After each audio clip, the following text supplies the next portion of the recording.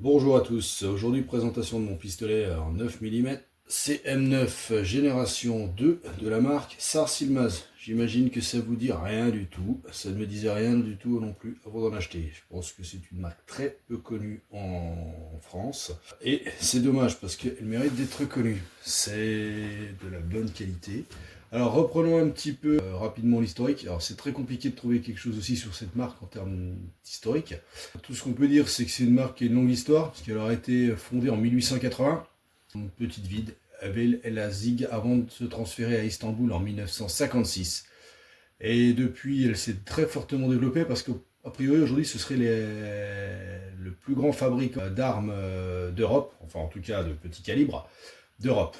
Aujourd'hui, c'est une marque qui travaille beaucoup déjà pour l'armée et la police turque, mais pas que, elle est aussi présente dans environ 80 pays dans le monde, et elle a une gamme assez importante d'armes, et je la soupçonne aussi de fabriquer pour d'autres fabricants. La plus grosse usine d'Europe en termes d'armement. Et mon arme, elle est fournie dans un beau coffret bleu, de qualité. On va l'ouvrir, regarder un petit peu ce qu'il y a dedans. Alors, ce pistolet.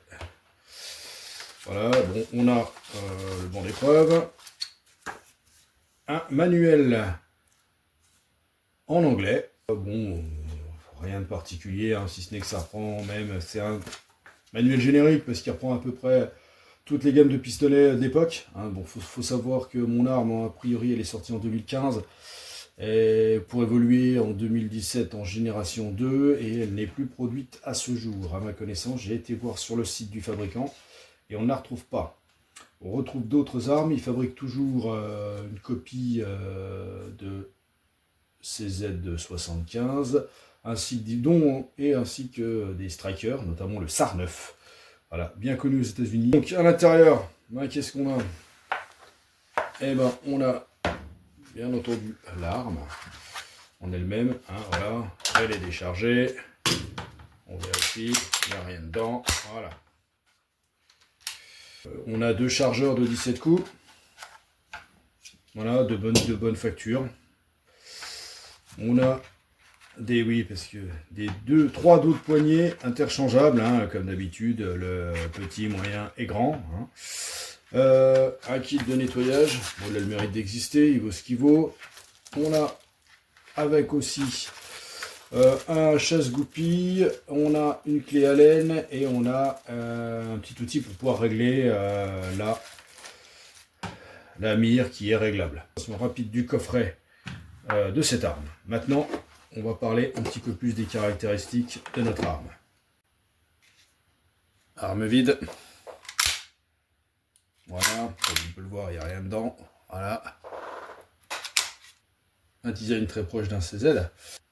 L'intérieur est d'ailleurs totalement similaire à un CZ75. On le démontrera tout à l'heure, vous pourrez regarder. Le look, on est plus entre un CZ P09 ou P07. Bon, sachant que sur un cadre polymère, avec empreinte de doigt. Bon, je sais qu'il y en a qui n'aiment pas. Moi, en fonction de la taille de sa main, mais moi c'est impeccable. En plus, c'est un cadre. Donc on est sur une carcasse pleine grandeur, full en anglais. Et par contre, on est sur une arme qui a les caractéristiques du Glock 19. Voilà, du Glock 45, pas 19, Glock 45. Avec, on est sur une culasse courte. Canon 97 mm, identique à celle du SP 2022, équipant les forces de l'ordre, police et gendarmerie. Donc, la longueur totale de l'arme fait 187 mm pour une hauteur de 142, une épaisseur de 28, elle est bien, pas très large, elle est comme moins large qu'un Glock. Le poids, il est à vide de 830 grammes, donc c'est plus lourd qu'un Glock, plus lourd que mon Taurus aussi.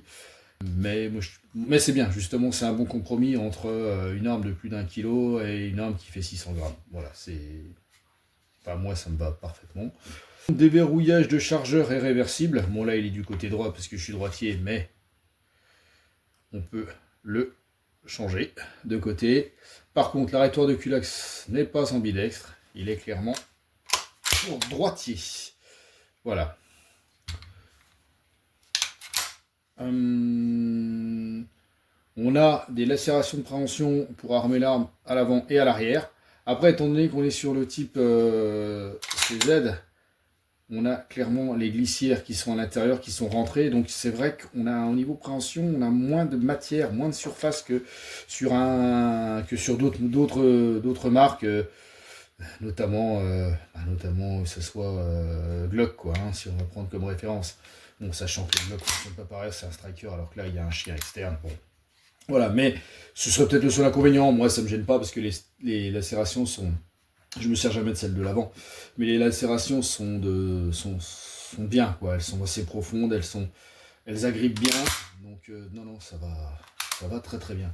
Donc la mire était réglable, c'est une très bonne chose.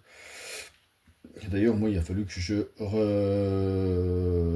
tirais un peu bas, il a fallu que je règle pour ramener au centre. Fonctionnement double action. Voilà, on est sur environ 5 kg de pression en double action. Mais c'est une détente qui est, effectivement, c'est typé arme de service, combat, très clairement. Mais elle est bonne, elle gratte pas, elle n'est pas filante, elle est très propre. En simple action, on est sur du 2 kg. Propre. Voilà, on arrive direct là sur le point dur. On a très peu de courses en simple action et bam, ça part. Pour le reset, il est entre 5 et 7 mm, je dirais. C'est assez court quand même.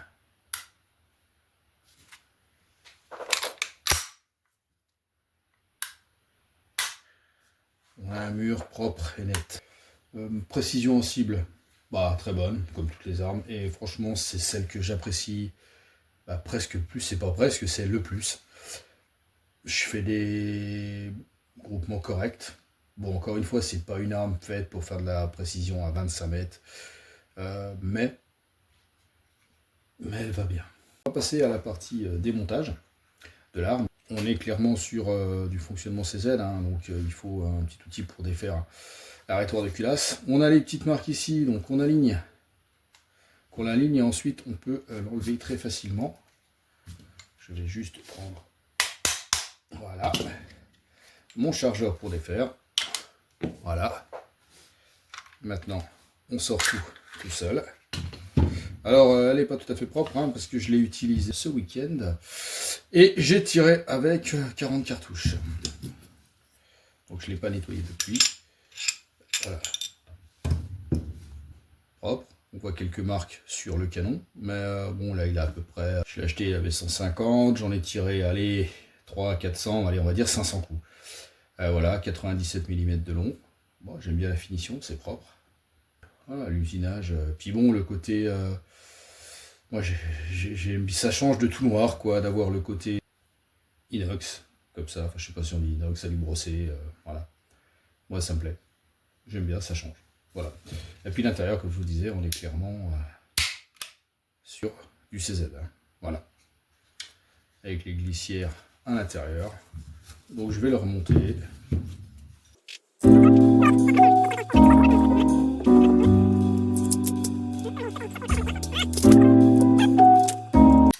Alors moi clairement, pourquoi j'ai pris cette arme?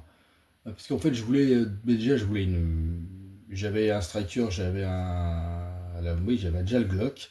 J'avais un Glock 17, je voulais une arme avec double et simple action avec chien externe.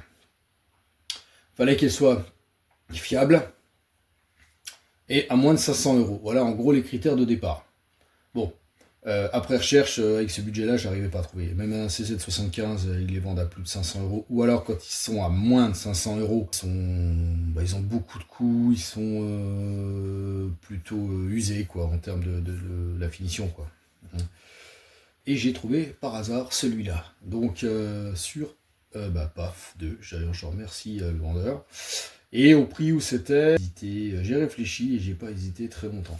En plus, c'est très bien parce que je m'étais mis au rechargement et donc cette arme devait servir justement à tester mes rechargements. Et si je faisais une connerie, abîmer une arme que j'ai payée peu cher que d'abîmer une arme à 700-800 € ou plus. Enfin, moi, c'est pas mon cas, j'ai pas plus, mais Donc voilà, tout simplement. Mais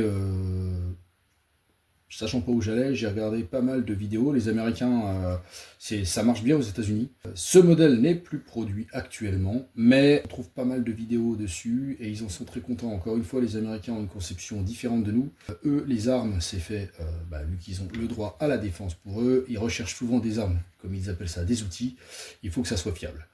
Qu'il n'y ait pas de problème. D'ailleurs, j'ai pas parlé. Ce qui est bien aussi sur cette arme, c'est qu'on a une sécurité de percute. Voilà. On ne peut pas percuter. Fonctionne qu'on soit en simple ou double action. Et c'est très bien, elle tombe pile sous la main. Et là, pour le coup, c'est ambidextre. Elle n'est plus produite, mais on peut encore la trouver sur le site, certains sites. Alors, je ne vais pas faire de pub, mais sur certains sites internet, elle coûte 449 € neuve.